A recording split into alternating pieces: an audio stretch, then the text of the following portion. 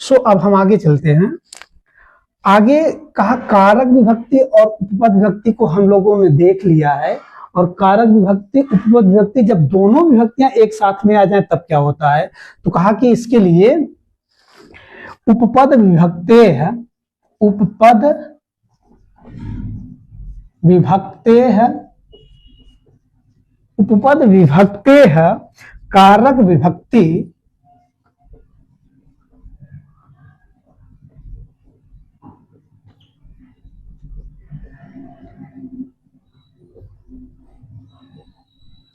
उपपद विभक्ते कारक विभक्ति बलीयसी, अर्थात उपपद विभक्ति और कारक विभक्ति यदि ये दोनों विभक्तियां एक साथ में आ जाएं तब वहां किस विभक्ति की बलवान होगी, कौन सी विभक्ति बलवान होगी।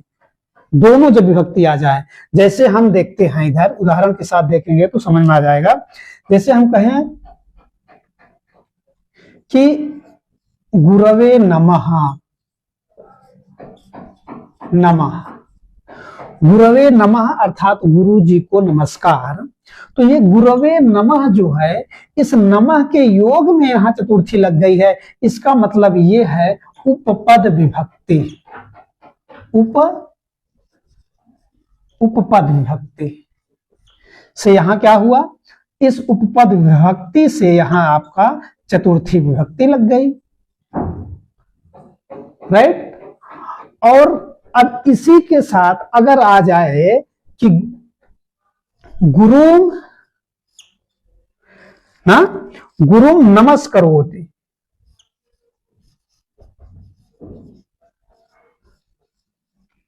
अब देखिए, अब गुरुम नमस्करोति या यहां ऐसे कर लो, अहम गुरुम नमस्करोमि, मैं गुरुजी को नमस्कार करता हूं। तो मैं गुरुजी को नमस्ते करता हूं, मैं, तो अहम कर्ता पद, गुरुओं नमस्करो। अब इस नमः के योग में चतुर्थी नहीं हुई है, क्यों? क्योंकि अब ये कारक हो गया है कि गुरु जी को नमस्करो में एक हो गया है ना, तो इसलिए यहां जो है कौन सी विभक्ति, यहां इसलिए द्वितीया विभक्ति हो गई।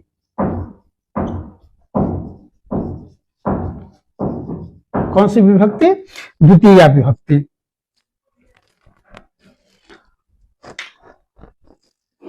और कैसी विभक्ति हुई है, इधर आप लिख सकते हैं, ये है आपकी कारक विभक्ति।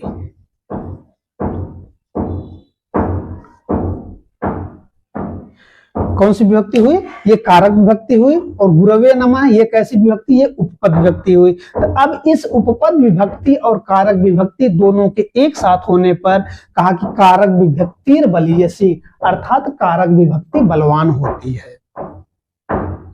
ठीक हुआ? आप लोग नोट करिए इसको।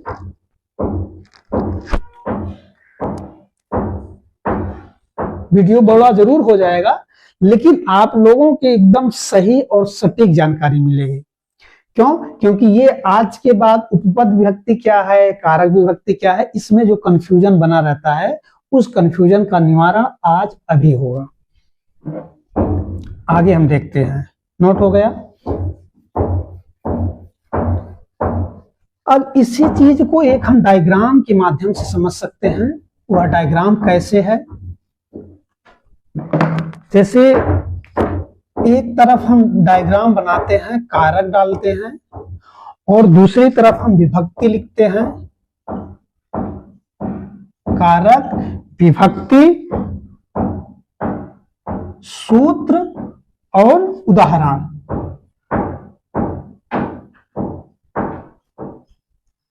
राइट? अब देखिए कर्ता, कारक क्या है? कहा कि जैसे कर्ता, इस कर्ता में विभक्ति कौन सी होगी?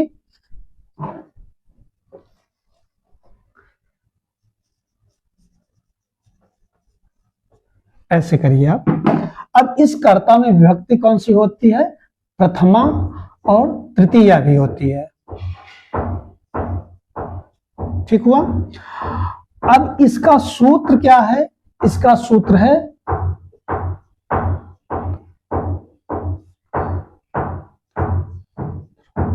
स्वतंत्र कर्ता, क्या है सूत्र इसका? स्वतंत्र कर्ता, स्वतंत्र कर्ता, जो स्वतंत्र होता है कार्य को करने में उसको हम कर्ता कहते हैं।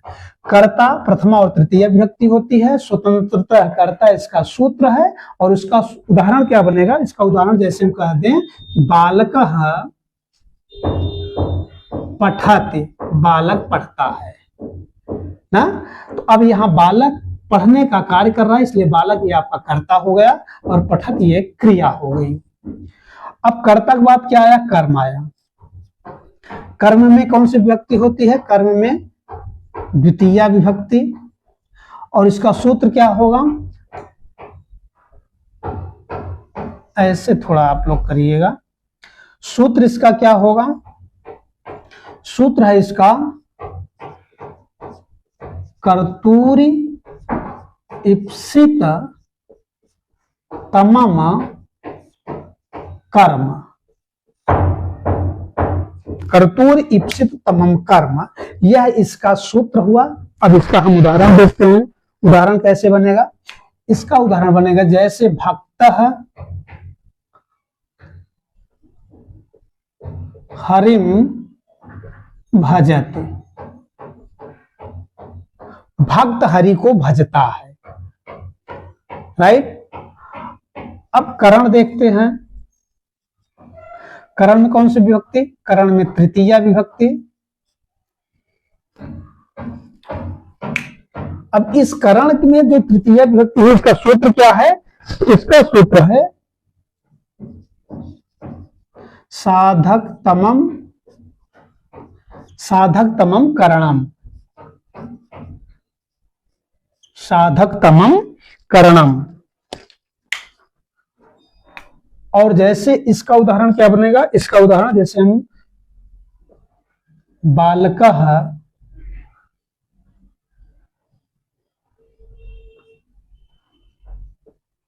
कलमेन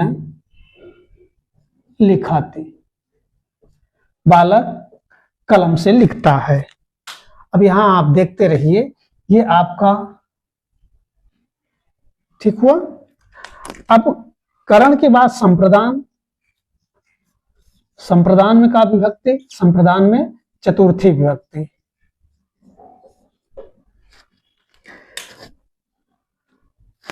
चतुर्थी विभक्ति, चतुर्थी विभक्ति का सूत्र क्या है? कर्मणा यमभिप्रैति, कर्मणा यमभिप्रैति स संप्रदानम, कर्मणा यमभिप्रैति स संप्रदानम, ये आपका सूत्र या उसका उदाहरण क्या होगा? नृपः विप्राय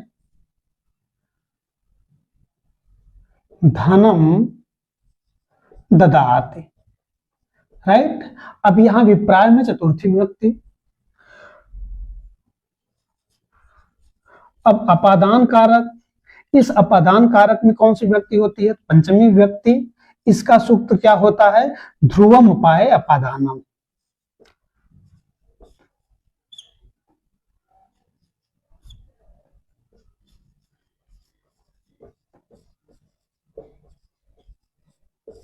है ना, ध्रुवम अपाय अपादानम।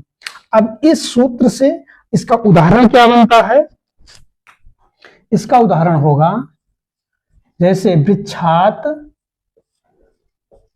पत्रम पतते, वृक्ष से पत्ता गिरता है, यहां वृक्ष में पंचमी विभक्ति। अब अपादान, अपादान के बाद अब इसको कारक में हम कुछ नहीं लिखते, कारक में नहीं लिख करके विभक्ति तो आपकी लगेगी षष्ठी विभक्ति ना। सूत्र क्या होगा इसका? षष्ठी से। क्यों? क्योंकि हम कारक देख रहे हैं, कारक में ये संबंध होता है अभी हम इसके पहले पढ़ चुके कि संबंध में संबंध को कारक नहीं गिना जाता, क्योंकि उसका क्रिया के साथ सीधे संबंध नहीं होता है। अब इसमें विभक्ति क्या होती है? विभक्ति लगती है, विभक्ति षष्ठी लगती है, और उसका सूत्र क्या होगा? षष्ठी से। ठीक हुआ। अब इसका हम उदाहरण देखते हैं। राज्ञः पुत्रः, राज्ञः पुत्रः, राज्ञः पुत्रः,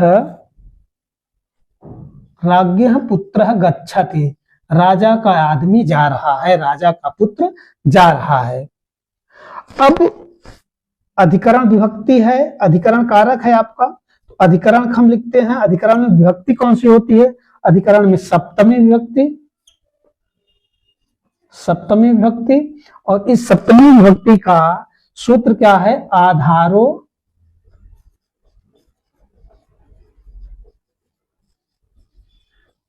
आधारोधिकरणम।